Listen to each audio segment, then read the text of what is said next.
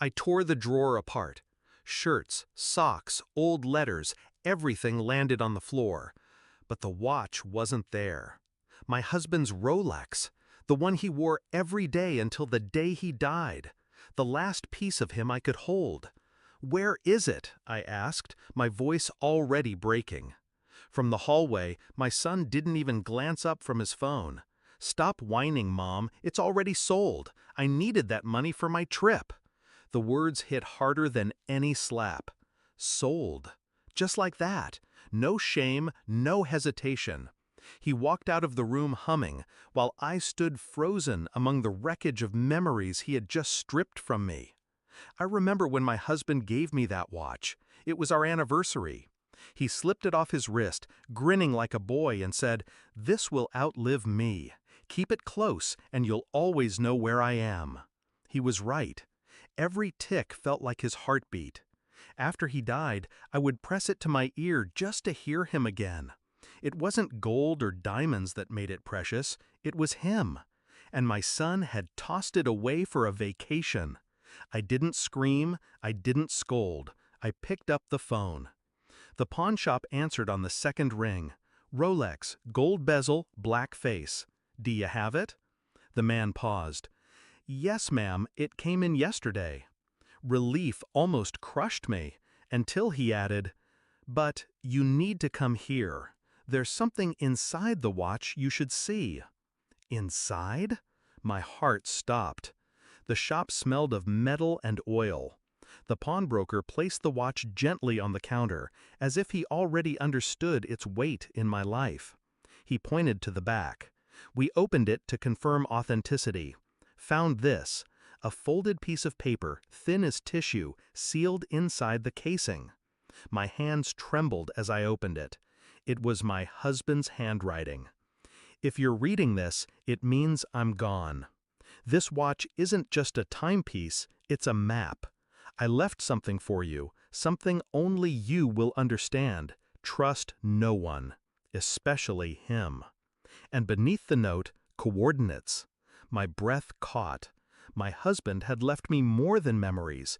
He had left me a secret. And the warning, especially him, burned into me. He had meant our son. I didn't run home. I didn't confront him.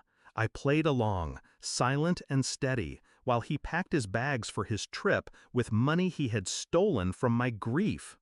But that night when he slept, I checked his laptop. And what I found gutted me. He hadn't just sold the watch. He had been bleeding me dry for months. Transfers, withdrawals, small enough not to notice at first, but together they carved a canyon through my savings. Trips, parties, debts, all funded by dismantling the life his father and I built. Betrayal tastes metallic, like blood in your mouth. I traced the coordinates. A safety deposit box under my husband's name. I went the next morning. Inside was a folder, documents. My husband had been smarter than either of us. He left everything, stocks, property titles, hidden accounts, not to our son, but to me. The will was ironclad, airtight. My husband must have known what our boy was becoming. I walked out of the bank with the folder pressed to my chest. I wasn't broken anymore. I was armed. That evening, when my son returned, I was waiting at the kitchen table. The Rolex lay between us. He smirked. "So you got it back? Congrats!" I slid the folder open. His smirk cracked when he saw the documents. "What's this?" "Your father's real will," I said quietly. "Everything belongs to me. The house, the accounts, every cent." He laughed, weak, high-pitched. "You're bluffing." I pushed the notarized stamp toward him. "Am I?" His face drained. Then I showed him the bank statements. The stolen money. "You thought you were clever," I said, "but every theft has a paper trail. Every cent you took is documented. That's embezzlement, fraud, theft." He stammered. You wouldn't? Report my own son?" I leaned closer. "Try me." His bravado shattered. For the first time, I saw fear in his eyes. The next morning, I froze the accounts, cut off his cards, changed the locks. When he came back pounding on the door, demanding entry, I slid the Rolex across the threshold. "That's all you get," I told him. "Not because you deserve it, but because your father wanted you to remember time runs out." The door shut on his screams. Now the house is quiet again. The watch ticks steadily by my bedside, but I don't press it to my ear anymore. I don't need to.